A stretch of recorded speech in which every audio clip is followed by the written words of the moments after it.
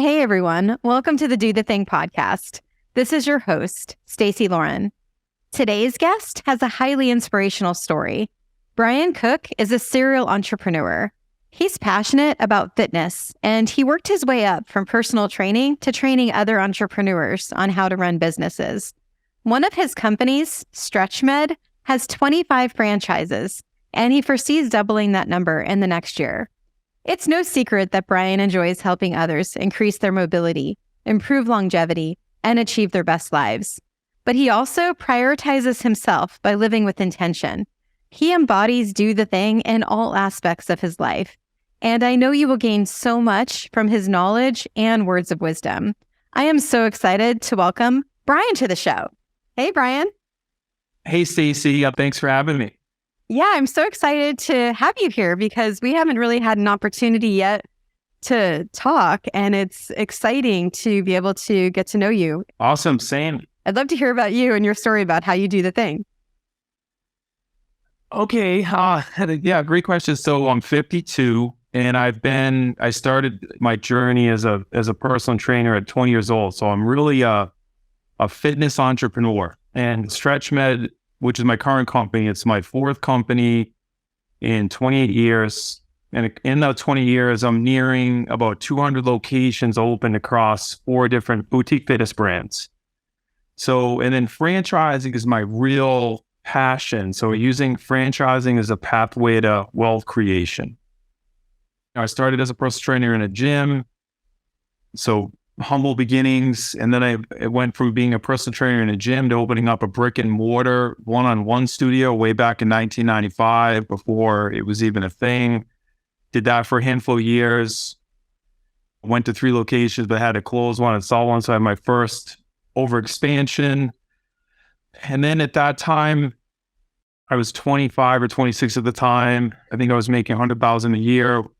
Loved what I was doing and thought, geez, let me look at franchising this personal training model.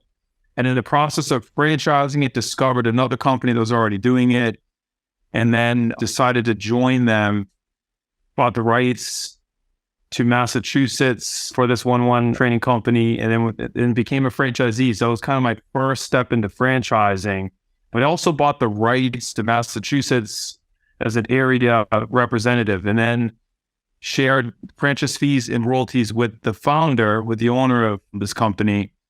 And then that was my kind of first taste at being a franchisee and kind of a mini franchisor.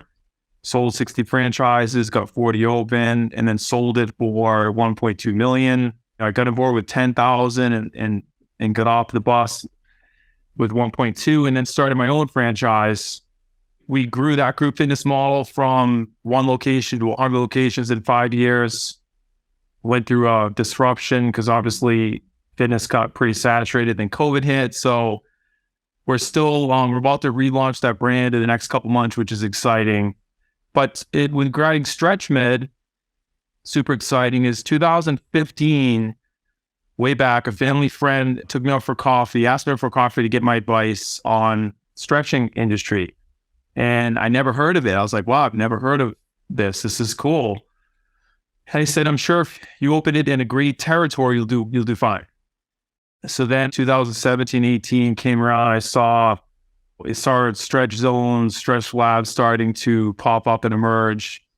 Thought back for a minute. I was like, wait a second. I used to stretch one of the partners of the Red Sox. I used to stretch him and train him. And this is in our wheelhouse. My director of franchise support also was a degreed exercise physiologist like myself. So we're very much fitness people.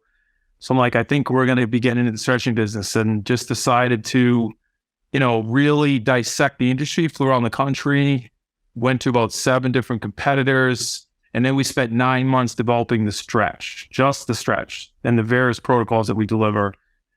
Built the first StretchMed model, color scheme, the trademark, the name, the logo. I had 100 names to whittle down to StretchMed. So it's super cool. And then we opened the first one. It did really, really well. 3 months went by, then COVID hit, boom. But we had sold 3 franchises. So to start a company just before COVID, we grinded through. And then in 2022, we went from 7 locations to 25. So we had a good growth, and we feel this year we're going to go from probably 25 to 50.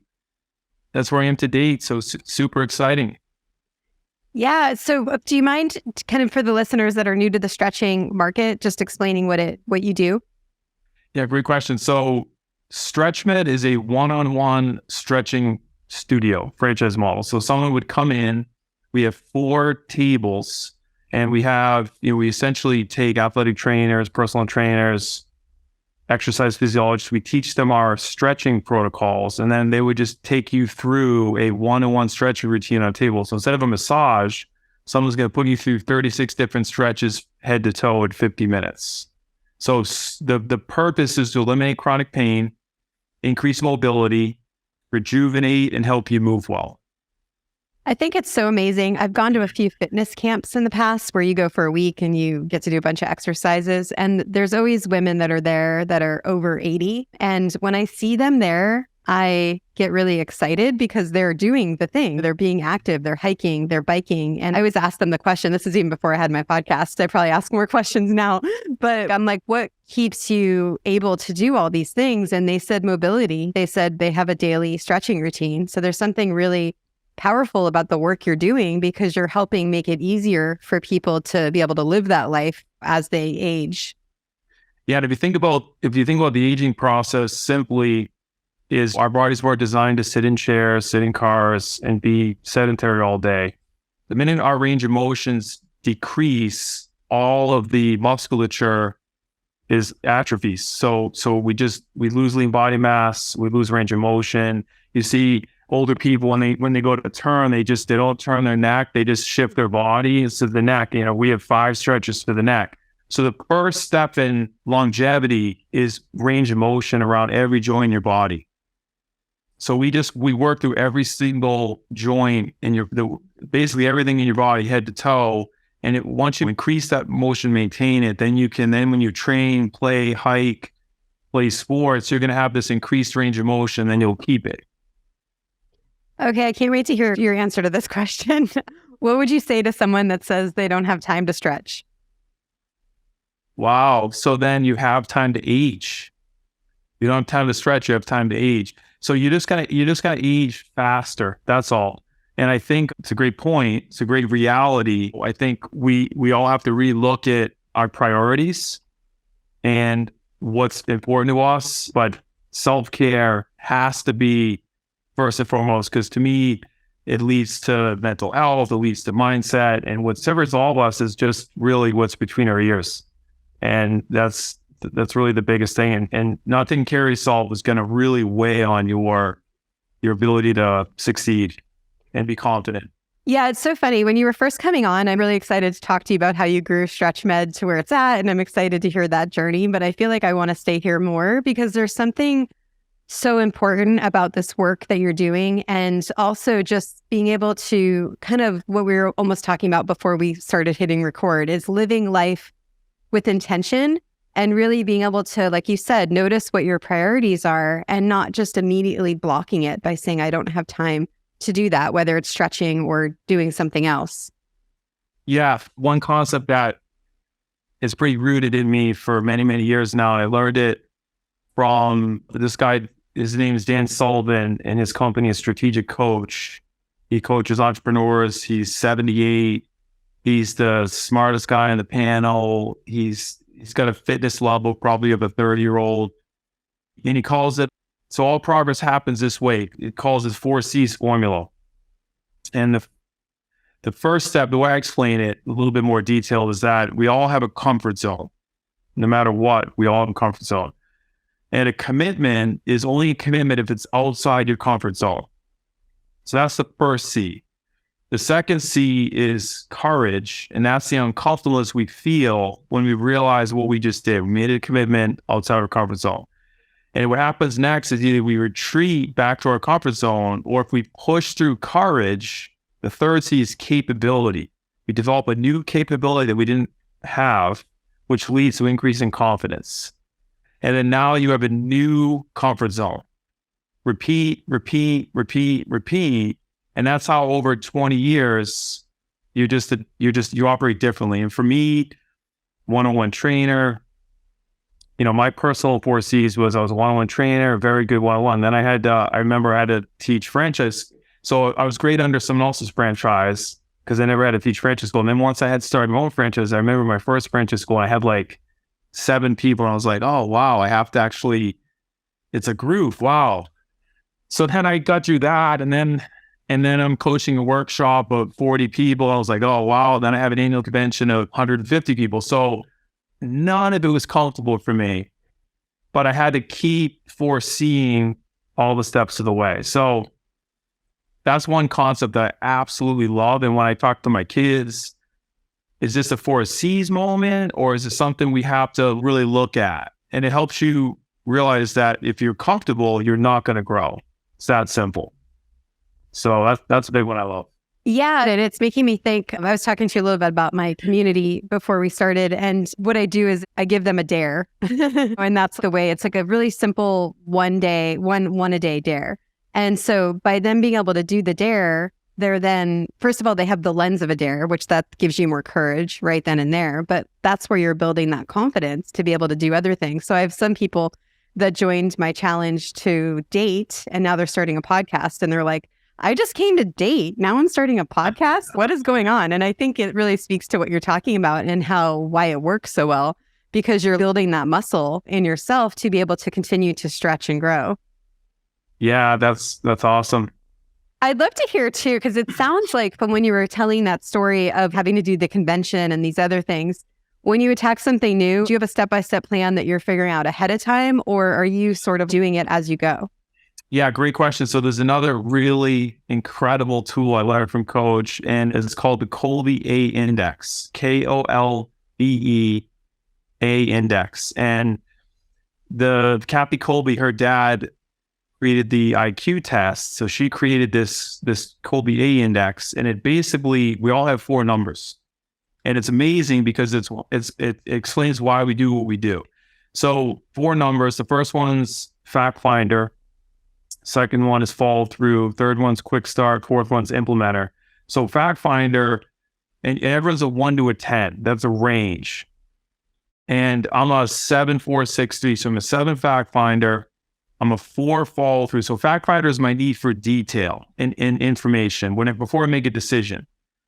And each of the numbers is how much energy you have to apply in these given tasks. So the second one is follow through, which is how you approach your work. High follow through, you can approach it systematically. I'm a 4. So I have to use things to help me make up for the 4 follow through. So I use framework, daily plan, and morning routine. Without that, I'd be a mess. The third number, quick start, 1 to 10, that's how much energy you have to take risks and do something that's not proven, where someone at 1 quick start, they're like, whoa, can't we just keep doing it this way? Someone who's at 8, they're like, let's keep trying new things. Fourth one, implementer, that's the energy to work with your hands. The person that can't wait to build an IKEA desk, and everyone else was like, oh. So we did this years ago with my team, and we had been together for many years. So then we did the Kolbe. It was just spot on. And when 2 people are off by more than 3 units in any one of those columns, there's potential for conflict because of communication styles. And even cooler is when you do it in a relationship, because then it's like, I did this with a girl I was with, years ago, and it was like, Allie, it may seem like Brian's interrogating you, but it's just his need for information. And it's like, Brian, it may seem like Allie's aloof, but it's because she can process faster. So just a fabulous tool to understand how we're all wired and how we approach things. So for me, it's all framework. So when I do something, I have to kind of take it through a process that I've developed over years, and I kind of understand it. And the 4 C's is actually a formula, literally, where you write stuff down and decide, is it really worth me doing this? Yeah, that's so good, because you're really tapped into yourself and how you're able to move, think, act, and it really helps you. I mean, that's probably what helps you do the things so much, is by you knowing yourself, and then you're getting aligned and more congruent into what you're really wanting too. Yeah, totally. Well, I'd love to talk to you about StretchMed because when people hear that you've built something and it's got 25 locations, that's so intimidating, right? In terms of like, I could never do that. But when I think about when you were younger and you talked about how you started being a personal trainer and then you got that first location, do you remember back into what that was like for you? What got you to actually do that? Yeah, great question. So if I take myself back, I was working at a gym, loving what I was doing with my clients. I always say she was like cheers. Like everyone loved each other. It was fun. And I couldn't believe I was being paid to teach people how to work out in this beautiful health and swim club. It was amazing. And then I saw a personal training coming in, charging $60 an hour for doing the same thing I was doing as a fitness instructor. So, got certified, built up a clientele fairly quick. And then a company bought the gym that I had worked in and everything was changing. So I was like, so that was my opportunity to say, let me look at opening a studio, and then just opened up a kind of a shoestring little one-on-one studio in Brighton, Massachusetts with maybe $3,500 in cash loan from my dad, post-dated checks, which most people that probably listen to the podcast don't know what a post-dated check is. And my dad got me some credit from his work. So just all in situation. And then from that, went to second and third locations, blew up, as I mentioned. And then I got into the other fitness franchise that I was a developer for. When it was time to start my own franchise, I had a consultant that I worked with who became a friend of mine, really great person in my life. And I remember asking him, I said, Glenn, am I kidding myself that I can open my own franchise? I literally said that. And he stopped me dead in my tracks and said, Brian, you got this. And he just gave me that check. So I think just having a peer group that is going to just build your confidence. And coach has a term that he uses all the time that's amazing. Always protect your confidence, even if you have to change the rules of the game. And that's life. I think in our lives, if there's anything that's affecting our confidence, we have to immediately change ours. If we don't, we're going to erode. It's going to take us off our, it could be a relationship, could be work, could be a boss, and it's going to take you down. So you got to fix that quick. Yeah, I'd love to explore this idea that you were talking about with talking to your friend. So the story in him, which is amazing and sad at the same time, so I'll tell you what happens. So here's a guy that came into my very first personal training studio when I was 23 years old. I'll never forget it. He wrote on his registration form, I want to live to 100. And I'd never seen anyone with that kind of thinking. I love that. That's like exactly what you want to be, is what he's saying. It's not, I want to lose 10 pounds or get fit. It's like, I want to live to 100. Yep. And his wife bought him the gift certificate. We kind of got going. He was a professor at Babson Business School, which I later went to. So because of him, so we just really hit it off, and we would barter training for consulting.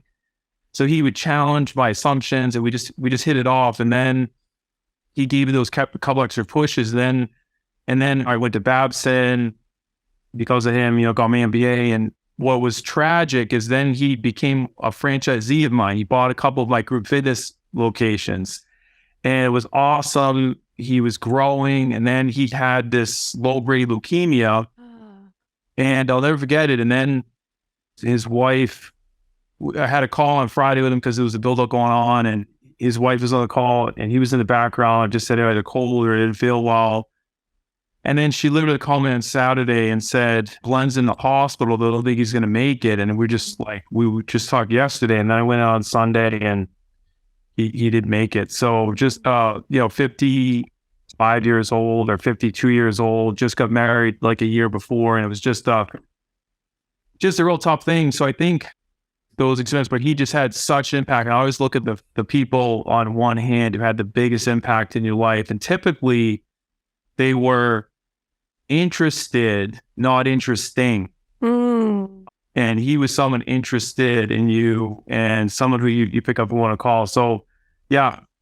So I always want to be like, I always think of these role models I've had growing up, and I want to be them to the people in my life. Yeah, it's amazing when you have someone as a model for how you want to live. And then to be able to see someone living this remarkable life and impacting in the way that he did, and then also then seeing what happened, it just definitely connects you more to what means the most. Yeah.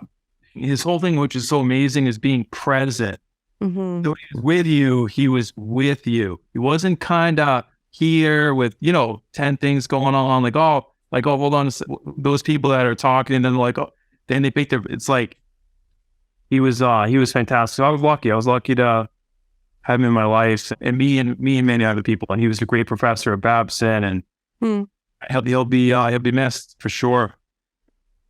So with that, it's such a powerful way to be able to do the thing, right? Is to be able to connect with people that want the same thing as you and are going for the same thing, because that's how you're able to expand yourself. And like you said, with the franchises, and be able to move even more. We have a piece of the Do the Thing formula. It's called My People.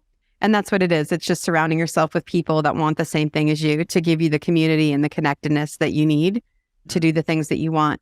I'm also just curious, because sometimes you can ask the wrong person for advice, and then that is like, you're not going to get that kind of advice, and it's normally going to then deter you from you being able to move forward. I was just curious if you have any advice for people on that, on being able to identify that. Yeah, that's an awesome question. So I think the great thing about realizing where we're at, right? I think everyone needs a coach. Every single person needs some type of life coach, work coach, whatever you want to call it. They're kind of almost the same thing, because someone's where we want to be, but there's also someone that wants to be where we are. No matter where you're at, whatever level you might think, oh no, I'm not a high level, but you are. Trust me, whatever level you're at, you could help a bazillion people get to your level. And that's the first thing. So to me, I would only take advice from people that are where I want to be. And if you're not where I want to be, it's like in one ear or the other. And also, if they're being paid for this advice, it's even less valuable. If they're being paid for the decision I make, even less so. So really, listen to people who are in a position that they're where you want to be. And a lot of people just want to, the expression is lonely at the top. People want to share, people want to help, this gratification. And it's one thing about franchising. I love teaching people how to run businesses that don't require their time, so they create passive income, so that they can get on to doing the other amazing things in life that aren't work related. So it's really a widget, so then they can tap into their unique ability and do the thing that they were meant to do. They were born to do this. They just haven't had time to focus on it because they're just reacting to life. Yeah, and you're making me think a lot of times people will get paralyzed by that question, right? Because it's so far from where they are. But you said it earlier, where it's just about making these little steps. And then as you make the steps and you're moving and you have the momentum, that's when it evolves. So the people that are paralyzed and can't move, it's hard for them to see how to get to that level. But that's why they have to just take the first step and get an idea of what they want. And then they're able to see what they want. Yeah, exactly. And for me, for those that are struggling, to me, it's all about the morning routine. If I didn't have a morning routine, there's no StretchMed, there's no nothing. Because if I don't have that 2 to 4 hour window before I even talk to the world or my work, well, that's the thinking work, that's the visionary work, that's the framework, that's where I want to be. So to me, it's get to bed at 9, get up at 5, get up before everyone else in your family gets up. And my family get up at 5, I get up at 3. Whatever time everyone else gets up, I'd have to be up 2 hours earlier so I could just do my thing and get started. So to me, it's just get clear, and then, keep your day job, develop the side hustle, articulate that, and then be on podcasts, be a learner, listen, and then just start to mini experiment. And then you'll keep pinging the market with what you love to do. And if you love to do it, it's not gonna be work. And the other thing I love to talk about is I have a buddy, he'd get a kick, if he knew I talked about it, he'd get a kick out of it. But longtime buddy of mine, stay-at-home dad, golfs 5 days a week, always trying to get me to go golfing. And many a times I could go golfing, but I would rather work. So I say it, but I couldn't tell him that because he'd think I'm nuts. So they'd rather work than do a hobby you love. You're doing the right work. And that's Totally. so I love that. work. And that's a barometer. And not that everyone can find that, but I think you can. I think you keep something to pay the bills. But man, you gotta do side hustles until you tap into your real passion. And then as that passion starts generating revenue, then make the leap and just burn the bridge behind you and start a new life, and you're all set.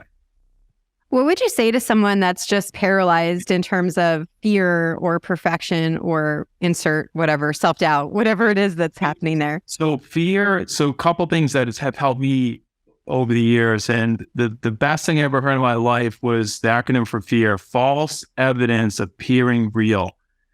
That, whoever invented that is just sheer amazement. So what happens is when we get fearful, it's because we start to project something that could happen but hasn't happened. And then we get paralyzed, right? So that's number one. And then number two is to take a minute and do a positive focus. So the other thing I really love that I learned through Coach, again, and this is what's so amazing about this program, I tell everyone, if you're an entrepreneur, join Strategic Coach, because it's just this entire, it's all about your mind, training your mind. But so the positive focus concept is, before we start a meeting, we do a positive focus. You have to share one personal positive focus and one professional positive focus before a meeting. And what that does, negativity and creativity can't exist at the same time. So it allows you to kind of shake off anything that may have happened that morning or that night. So I would do a positive focus, and then all of a sudden it's like, it's like a reset. And the other big tool he has, which is just amazing, he calls it the gap in the gain. And what most of us do is we measure from where we are today to where we want to be. So if we do that, we're a failure. Mm-hmm. But if you measure from where you came from to where you are today, you're an amazing success.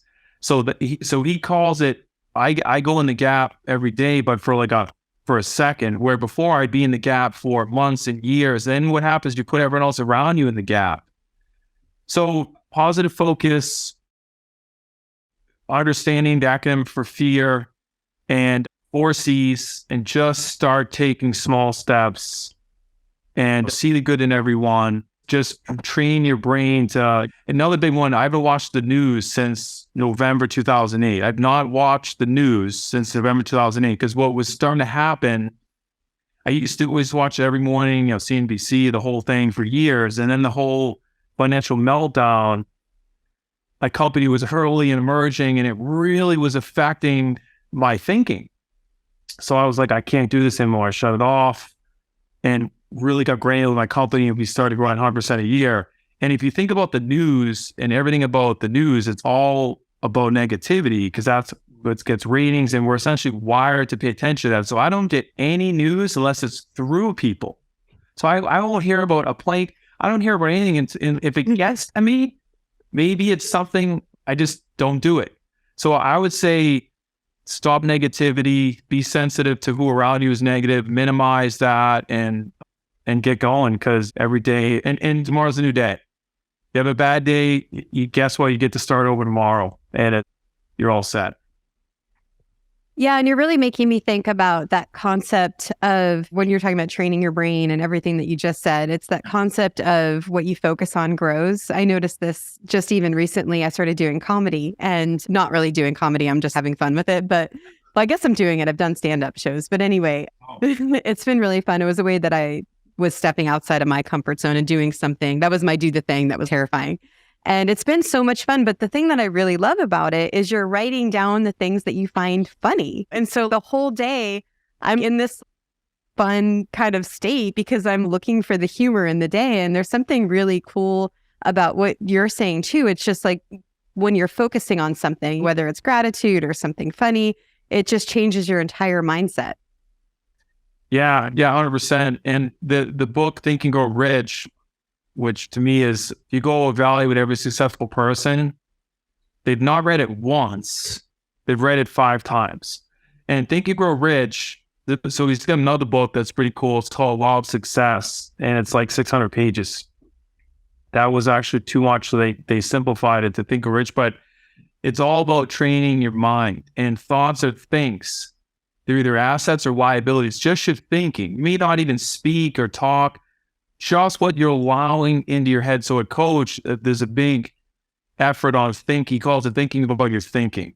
It begins there. So you wake up in the morning, have your coffee. What are you thinking about? Do you have to train what you're thinking about? I always like to start by writing it down. So you start to condition your thinking, your thoughts, and then you just don't let in the stuff that aren't going to be assets. They're going to be liabilities. And then you're good. And then you just keep expanding upon it.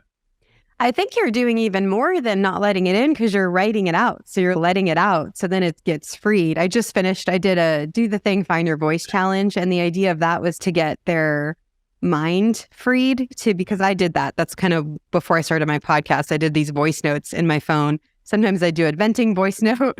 Sometimes I would do just random stuff for the book that I'm writing. And it really helped clear out my mind. And I tested it in this challenge, and it was a 17-day challenge where they recorded voice notes of different journal prompts. And so what it does is it lets it out. So then you're not thinking negative thoughts anymore. You're freeing it in a way that helps you see what really matters to you. Yeah, that's awesome. I think also simply having no past. It's just that simple. And big future, small past. Because if you have a big past and a small future, it's a tough day. It's hard to get out of bed. Yeah. So no past, and it's like, and Coach has this really cool. He calls it a quick thinker. And if you could only take, if you want 3 things in the future, write down those 3 things you want. But now you can only take 3 things from the past and 3 things from the present. What are you going to take? Memories of time I had with my grandfather, time I had with, you're going to pick these amazing moments, and then the present, and you're going to go after these 3 things you want in the future. So it's just that carrying that stuff forward. And I have a core value, open, honest communication, because I feel like every part of my life, if I'm not open and honest with people, it just harbors, it's called the unsaid. So I think it's just open, honest communication, be authentic, have relationships that are authentic. I don't like relationships that are just kind of like, it's no one has time for that. So it's authentic. And when you give, you get. I love that too. So really, if we just all gave our wisdom to people, things will come back to you, but you got to give to get. I would love to hear your number one piece of advice for the listeners on doing the thing.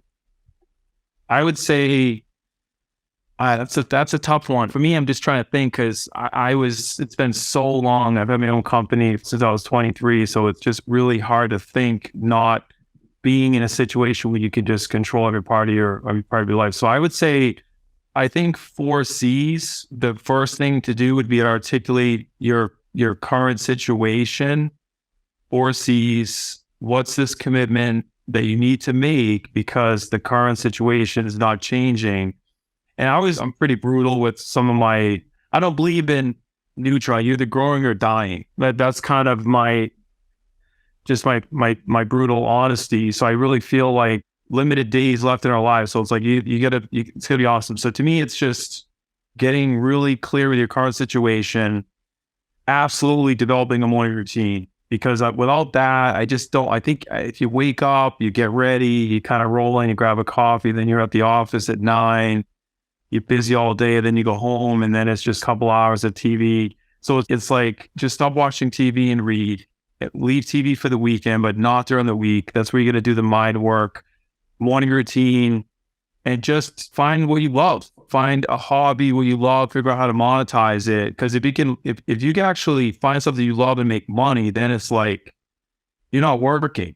And the cool thing about retirement, like, I'll never not work because, and again, I'll mention Dan again, because you can tell this guy's had a big influence on me, but his definition of retirement is doing none of what you hate and all of what you love. So good. So why would you not keep working if you love it? So to me, just start to do less of the work that you don't like, build more time and do the thing, go through the FEAR acronym, get into a mastermind group people are going to support you and they're going to articulate what's amazing about you because everyone has something amazing about them, everybody. They just don't even around and bringing it out of them. And then just start taking those baby steps because comfort zone, just one little step is huge. You don't have to like go from here to like public speaking, like comedy on the stage. That's ballsy. That is absolutely that's like the biggest thing ever. That's like 10x public speaking because you're trying to make people laugh. That's huge.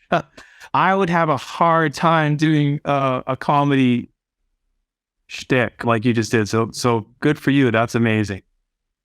Thanks. Yeah. And what you're speaking to, it took a lot of little things to get to that point. I'd love to also hear, what does do the thing mean to you now that we've talked and we've had this conversation? What do you think it represents? I think do the thing is what's going to build your confidence and what's going to give you meaning and what you love. That's me. I would say what do the thing is. I know for me, like if you ask me what's your do the thing, mine is I love to create companies from scratch. And I love to, my next company, which I'm already excited about starting, it's going to be helping fitness entrepreneurs franchise their concepts so they can use franchising as a pathway to wealth creation. And eventually all entrepreneurs franchising their concepts, podcasters, because I really believe this process of helping other people get to a level you're at is phenomenal. So, yeah. I love it. Please share with everyone where they can follow along with you. Yeah, so I'm not too present on social media yet. I mean, I was probably the last person on Facebook, and I'm really not on Facebook. I use it to run ads for the companies and occasionally. So really probably LinkedIn. I'm starting to, probably that's my first thing that I'll try to stay active on, LinkedIn, because it's more business stuff. And then just StretchMedStudios.com is our website, those interested in that, pursuing that. But yeah, I wish you and your listeners the best. And I'm excited to follow you and listen to some of your podcasts and just this awesome stuff that you do with your listeners. It's awesome. Great job. Thank you. Yeah, I'm excited to keep in touch. I have a few ideas for you being an expert on the expert panel for a few things I'll talk to you about. So thanks so much. It was wonderful getting a chance to talk to you. And for the listeners, do the thing. Just do it.